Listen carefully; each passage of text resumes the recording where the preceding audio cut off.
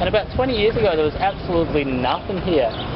So what happened is that initially the pod was in La Boca, but the river there is quite shallow, so it was really hard to get things off the boats. In fact, they had to use smaller boats to ferry the goods back and forth.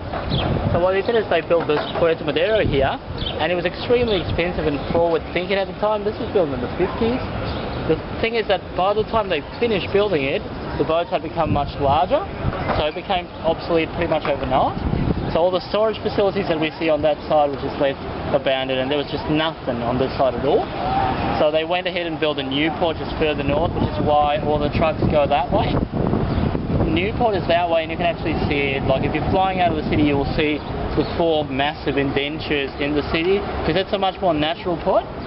But Puerto Madero was left abandoned until the early 90s, when we had a conservative government in power, and what they did is they brought in a lot of foreign investments. So a lot of foreign, like we said, a lot of foreign investment came into the country, and they started building all these things that we see here. And they completely revamped the area. You'll see there's a lot of restaurants and bars and cafes and discos or nightclubs.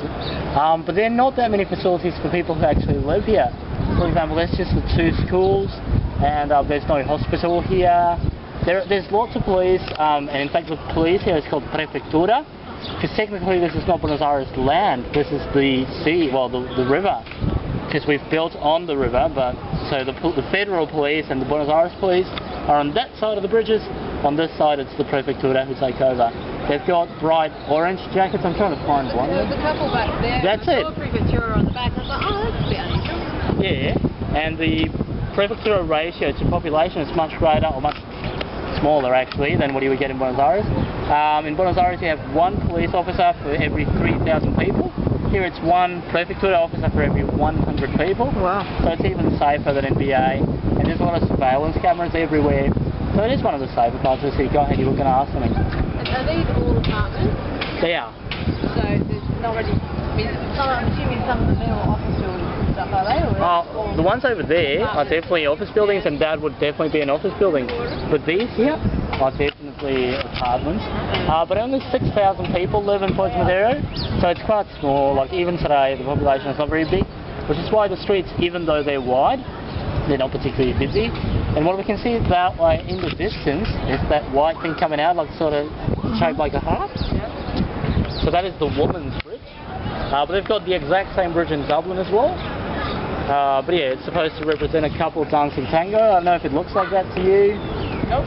No, not at all. You call it abstract. No, it's very abstract. If you asked us what that one was, we wouldn't have probably got that one. No, I never got it. It took me a while to get it. But, and actually something else that some people have asked me sometimes is that there are actually fish in there. And they're quite big, and yeah, I wouldn't know if I could eat them, but they're pretty massive, so there are fish in there. I don't know if you guys have any questions. I'm kind of curious. The role of men and women and babies. Yeah. Babies seem really big here for me. Like, I noticed there's magazines everywhere, and it's like 50-odd-year-old woman would give her seat-out on a bus for like a little 4 or 5-year-old. Definitely, yeah. Like that. Whereas in Australia, that would just never happen. We were the opposite. You know, elders always get preference over children. Yeah. But children seem to have a really strong preference. Yeah, a part of your culture here. What about like male-female? Because everyone says Latin America is quite macho, but you know, she was asking me the same earlier today, and I would say that in other parts of Latin America, it's definitely the case. Chile, for example, is very male-dominated. Like, and Chile is a lot more conservative than here. For example, in Chile, they only approved divorce like 15, maybe 20 years ago, whereas this day, like, well, in Buenos Aires, we've had gay marriage for like 9 years now. In Chile, that's no way you could consider that. In Chile, abortion is banned in the constitution, whereas here it's being debated now as a nationwide thing, because now it's only in certain parts of the country. When it comes to the role of women in society, we've got a female president. In the last elections, the 2 major candidates were women. I was telling her that at one of the places where I work, most of the people in management positions are women. So it's not that they're preferred, it's just that if they're more qualified for the job, then they'll get it. In saying that, obviously, if there's a 22-year-old girl that doesn't know too much but that is attractive, then yeah, she might still get the job. That is the case. But that's going to be something that will be very hard to fend off as a society. But for example, men and women get maternity leave, and it's quite generous. And usually it's men who pick up children from school. Like I remember my dad would come pick me up from school because my mum worked later hours. Okay. So like the role is quite equal. It doesn't really matter who does things. So yeah. Yeah. Okay.